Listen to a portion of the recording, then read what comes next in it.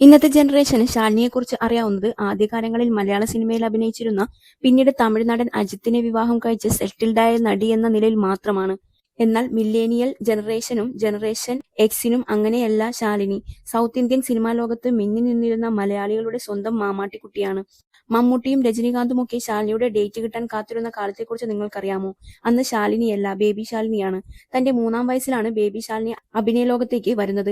1983-ൽ ഫാസിൽ സംവിധാനം ചെയ്ത എന്റെ മാമാട്ടിക്കുട്ടിയമ്മയ്ക്ക് എന്ന ചിത്രത്തിലായിരുന്നു ശാലിനി അഭിനയ ജീവിതത്തിന് തുടക്കം കുറിച്ചത്. ആദ്യ ചിത്രത്തിലൂടെ തന്നെ മികച്ച ബാലതാരത്തിനുള്ള കേരള സ്റ്റേറ്റ് പുരസ്കാരവും സ്വന്തമാക്കി. പിന്നെ ഒരു ബേബി ശാലിനി കാലമായിരുന്നു. മലയാളത്തിന് പുറമെ തമിഴിൽ നിന്നും തെലുങ്കിൽ നിന്നും കന്നഡയിൽ നിന്നുമെല്ലാം കുട്ടി ശാലിനിക്ക് അവസരങ്ങൾ വന്നുകൊണ്ടിരുന്നു. നായകന്മാരെക്കാൾ പ്രതിഫലവും ഡിമാൻഡുമായിരുന്നു അന്ന് ബേബി ശാലിനിക്ക്. സ്വയം സമ്പാദിച്ച് ആദായ നികുതി അടക്കുന്ന ഏറ്റവും പ്രായം കുറഞ്ഞ വ്യക്തി എന്ന വിശേഷണവും ശാലിനിയുടെ പേരിലായിരുന്നു. ബേബി ശാലിനിക്ക് വേണ്ടി മാത്രം തിരക്കഥ എഴുതപ്പെട്ടു. മമ്മൂട്ടിയും രജനീകാന്തും ചിരഞ്ജീവിയും അംബരീഷുമെല്ലാം ബേബി ശാലിനിയുടെ ഡേറ്റ് കിട്ടാൻ വേണ്ടി മാത്രം കാത്തു നിൽക്കേണ്ടി വന്നു.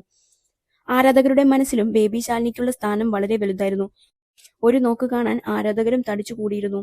1983 മുതൽ 1990 വരെ 60ഓളം സിനിമകൾ ചെയ്ത ബേബി ശാലിനി പിന്നെ പഠനത്തിനായി ഒരു ചെറിയ ബ്രേക്ക് എടുത്തു. 7 വർഷങ്ങൾക്ക് ശേഷം ബേബി ശാലിനിയെ ശാലിനിയായി നായികയായി തിരിച്ചുകൊണ്ടുവന്നതും ഫാസിൽ തന്നെയാണ്. 1997-ൽ പുറത്തിറങ്ങിയ അനിയത്തിപ്രാവ് എന്ന ചിത്രവും ഗംഭീര വിജയമായി. മാമാട്ടിക്കുട്ടിയുടെ തിരിച്ചുവരവ് കാണാൻ വേണ്ടി മാത്രം അനിയത്തിപ്രാവ് എന്ന സിനിമ ഏറ്റെടുത്ത ആരാധകർ അതൊരു ആഘോഷമാക്കി. പിന്നീട് തമിഴിൽ നിന്നും അവസരങ്ങൾ വന്നു. ഗ്ലാമർ വേഷങ്ങളോട് നോ പറഞ്ഞ ശാലിനി കഥാപാത്രങ്ങൾ തിരഞ്ഞെടുക്കുന്ന കാര്യത്തിൽ വളരെ സെലക്റ്റീവ് ആയിരുന്നു. 1997-നും 2001-നും ഇടയിൽ വെറും 12 സിനിമകൾ മാത്രമേ ശാലിനി ചെയ്തുള്ളൂവെങ്കിലും അതെല്ലാം സൂപ്പർ ഹിറ്റായിരുന്നു.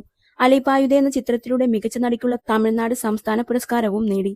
1999-ൽ അമർക്കളം എന്ന ചിത്രത്തിൽ ഒന്നിച്ച് അഭിനയിക്കുമ്പോഴാണ് ശാലിനി അജിത്തുമായി പ്രണയത്തിലായത്.